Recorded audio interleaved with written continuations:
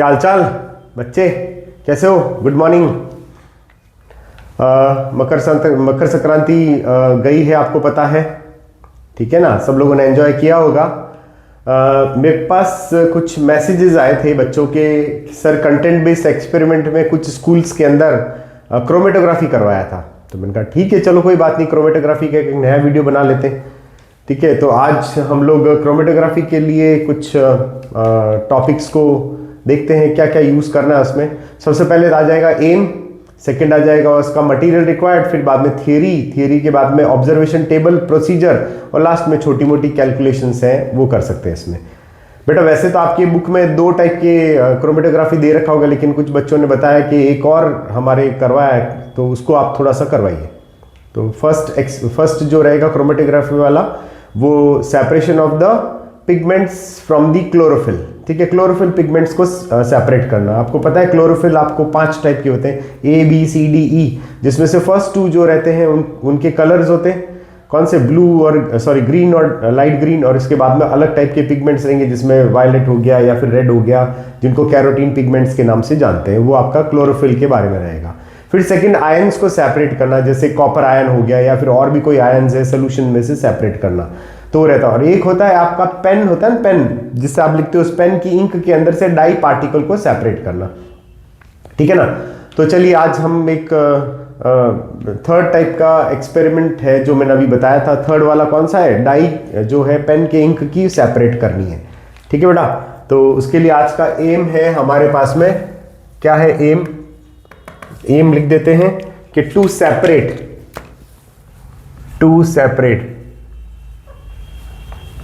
Die pigments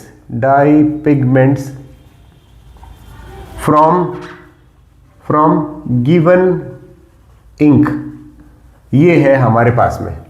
ठीक है ना, ये हमारा आज का एम रहेगा। अब जैसे मटेरियल रिक्वायर्ड में क्या रहेगा, जैसे मटेरियल रिक्वायर्ड में एक तो क्रोमेटोग्राफी पेपर रहेगा,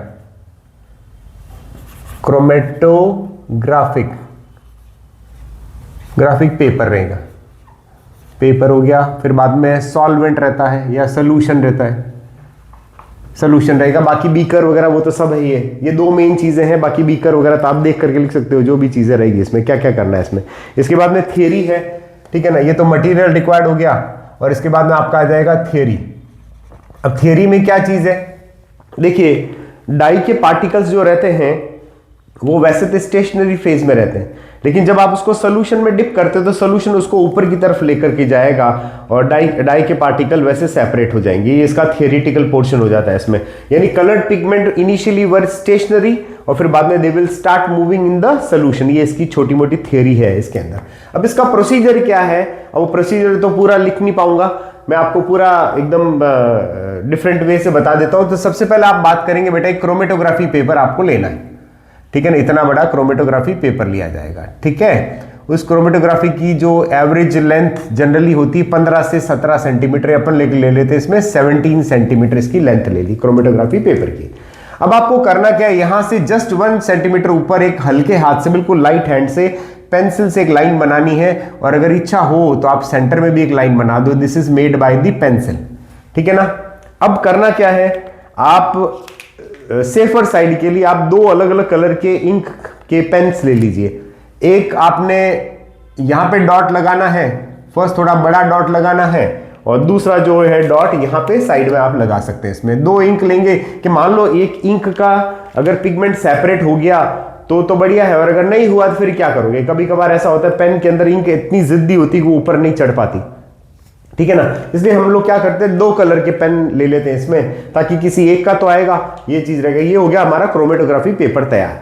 ठीक है ना, अब करना क्या है बेटा, अब हमें एक बीकर लेना है और उस बीकर के अंदर एक सोल्यूशन बनाया होता है। वो सोल्यूशन क्या रहता है बेटा, 50% एल्कोहल। क्या रहेगा, या तो रहेगा सोल्यूशन में क्या रहेगा, 50% एल्कोहल, 50% एल्कोहल। ठीक है ना, या फिर आपका रहेगा 50% आपका एसीटोन। कितना रहेगा एसीटोन? जनरली कुछ जगहों पे ऐसा दिया जाता है कि 25% एल्कोहल लिया जाता है। ठीक है ना, और या फिर 25% क्या रह सकते हैं, एसीटोन लेते हैं। एसीटोन, यानी कैसा रहेगा देखो 50% अल्कोहल का मतलब 50% अल्कोहल हुआ और 50% पानी, यानी 100 ml बनाना है तो 50 ml अल्कोहल 50 ml वाटर। हमें 100 ml तो बनाने नहीं है, हमें मुश्किल से 5 ml चाहिए या 6 ml, तो 6 ml में 3 ml अल्कोहल हो जाएगा और 3 ml क्या हो जाएगा, वाटर, डिस्टिल्ड वाटर। ठीक है, या फिर आपका 10 ml बनाया था, 5 ml अल्कोहल हो गया और 5 ml आपका क्या हो जाएगा, वाटर हो जाएगा। ये एक सॉल्वेंट हो जाएगा। अब आप जब सॉल्वेंट को क्या करना है बेटा, यहाँ पे नीचे भरना है इसके अंदर, यहां तक ये इतना सा सॉल्वेंट होना चाहिए, बिल्कुल इतनी सी लेयर बननी चाहिए, छोटी सी, बिल्कुल ज्यादा नहीं लेना है।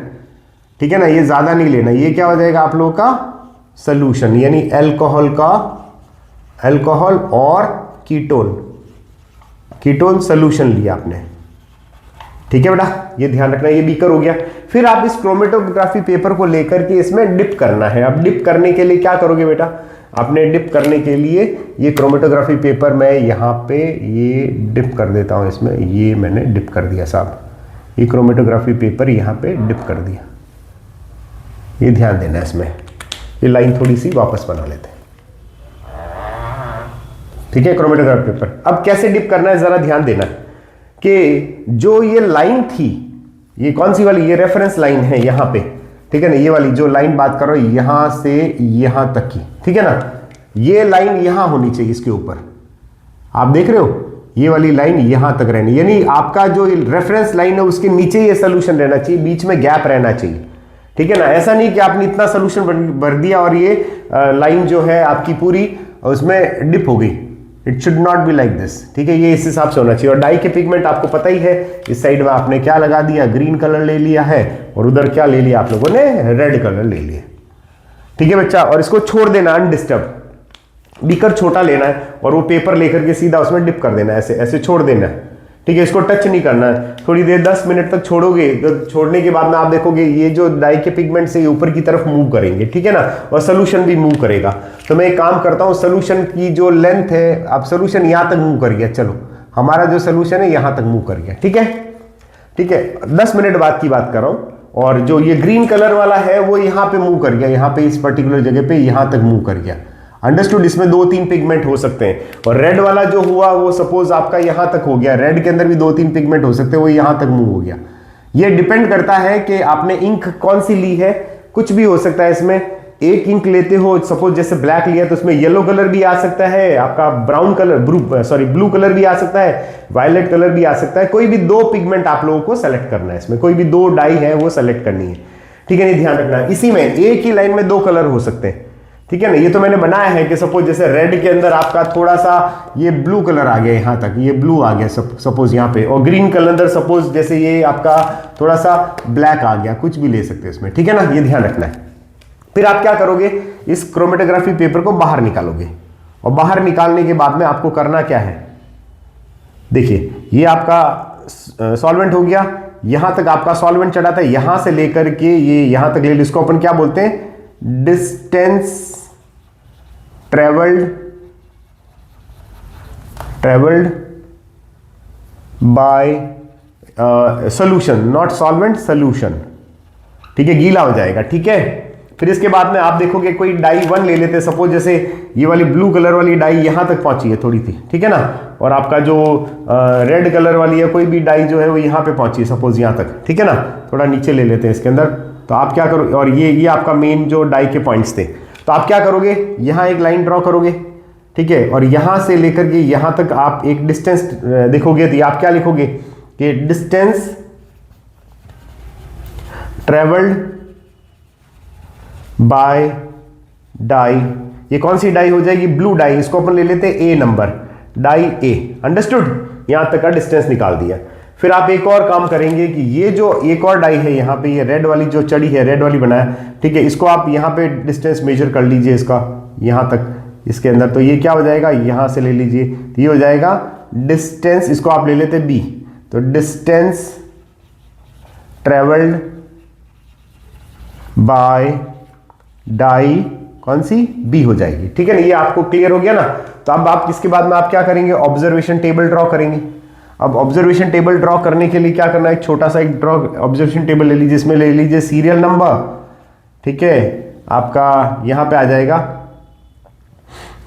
2, ठीक है। इधर आपका क्या हो जाएगा, देखिए ये हो जाएगा डाई ए, या इधर ले लीजिए आप लोग डाई ए, और यहाँ आ जाएगा डाई बी। तो यहाँ पे क्या आ जाएगा, डिस्टेंस ट्रेवल्ड, ठीक है, बाय, यहाँ तो आ जाएगा आपका एक तो हो जाएगा डाई ए, और यहाँ पे आ जाएगा आप लोगों का सोल्यूशन, जैसे ले सकते हो इसमें। इसको हटा दो, चलो एक ही बना दीजिए इसमें, डिस्टेंस ट्रेवल्ड, ठीक है। तो देखिए distance travelled by the solution, और तीसरा एक और कॉलम बना दो इसके अंदर, और वो हो जाएगा किसका, सोल्यूशन का। तीन आपके बन जाएंगे। तो सपोज जैसे आपका यहां से लेकर के यहां तक का distance travelled by the solution, ये कितना हो गया, सपोज जैसे मान लो 12 सेंटीमीटर, मान एक एग्जांपल, तो आपका क्या हो जाएगा, यहां पे ले लीजिए 12 सेंटीमीटर, किसका, सोल्यूशन का डिस्टेंस, ठीक है।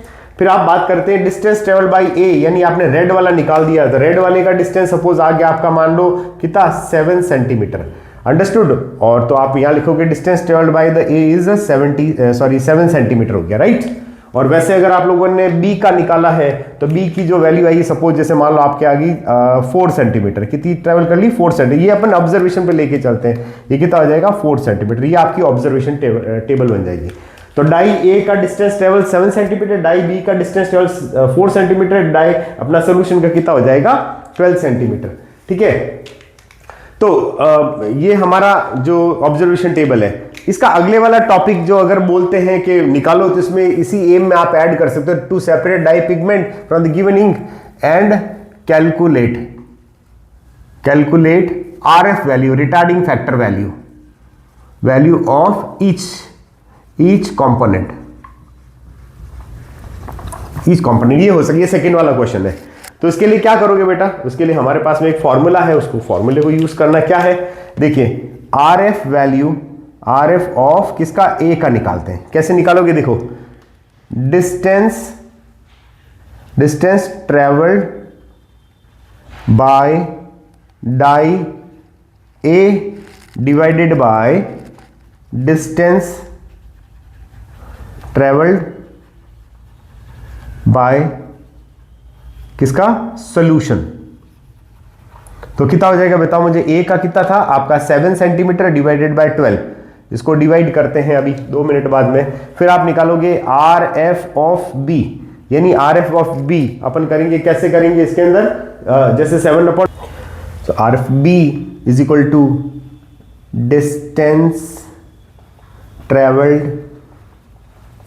Bye B divided by distance travelled by solution, ये दूसरे का हो गया। तो इसका कितना हो जाएगा, देखो ये हो जाएगा 4 डिवाइडेड बाय 12, ठीक है ना। तो अगर आप इसकी वैल्यू निकालते हैं पहले वाले की, तो 7 12 7 12 5 3.8, यानी अराउंड 0.583 आएगा। इसका कितना आएगा बेटा, 0.583 इसकी वैल्यू। और इसकी कितनी आ जाएगी, 1/3 आ गया। तो 1/3 को कितना लोगे, 0.667 के आसपास हो गया ना, सॉरी 0.33, ठीक है ना, राइट, 0.33 के आसपास आए आरएफ वैल्यू। तो इससे क्या प्रूव होता है, what is the result of it, RF value of A, मतलब ये हो गया जिसकी भी ज्यादा वैल्यू आती है, इसका मतलब वो ज्यादा डिस्टेंस ट्रेवल करता है, और जिसकी भी वैल्यू कम आती है आरएफ की, वो क्या होगा, कम डिस्टेंस ट्रेवल करता है। ये इसका कंक्लूजन हो जाएगा, ठीक है। तो रिजल्ट में क्या लिखोगे, अगर आपके पास रिजल्ट आया तो रिजल्ट में क्या लिखोगे, आर एफ ऑफ ए क्या हो जाएगा, R F value of A is equal to कितनी हो जाएगी, 0.583, whereas R F value of B वो कितनी हो जाएगी आपकी, 0.333 आ गई। अंडरस्टूड, आ जाएगा। तो इसका मतलब क्या हो जाएगा, विच वन विल डिस्टेंस या कवर द मोर डिस्टेंस, तो आपका हो जाएगा A will cover the more distance, ठीक है ना। ये इतना सारा एक्सपेरिमेंट करना है इसके अंदर। अब इसके प्रीकॉशंस अगर आपको लिखना है तो क्या लिख सकते हो कि the reference line should not be touch with the solution, ठीक है ना। और डाई के पिगमेंट अगर आपके सेपरेट हो रहे हैं तो उनको मिक्स नहीं होने देना है, तो इसलिए सीधा पेपर खड़ा करो इसके अंदर, ठीक है ना। तो ये आपके एक्सपेरिमेंट में हो सकता है, ठीक है। तो चलिए इसका भी स्क्रीनशॉट ले लीजिए, ठीक है, 1 2 3 डन। तो चलिए अपना आज का ये RF वैल्यू निकालने का सोल्यूशन का वो भी कंप्लीट हो चुका है। RF value of the dye solution का हो गया अपना, और दिस इज कॉल्ड क्रोमेटोग्राफी। मैं फिर से राजेश कुमार, मेरा चैनल का नाम है कंपाउंड क्रॉनिकल्स, आप लोग उसको सब्सक्राइब कर सकते हैं इसमें। ठीक है, चलिए thank you, good day, thank you very much.